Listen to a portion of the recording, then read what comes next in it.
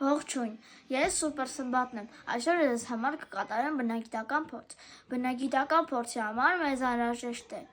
փոշեկուլ և թաց անձեռոցիկ, պետք է թաց անձեռոցիկը փաթաթենք այս փոշեկուլի հատվածին, տանենք դուրս, միացնենք փոշեկուլը և սպասենք 5 րոպե, տեսնենք ինչ կկատարվի,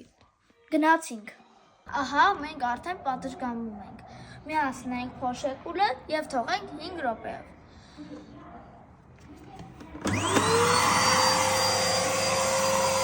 5 րոպե աշխատելուց հետո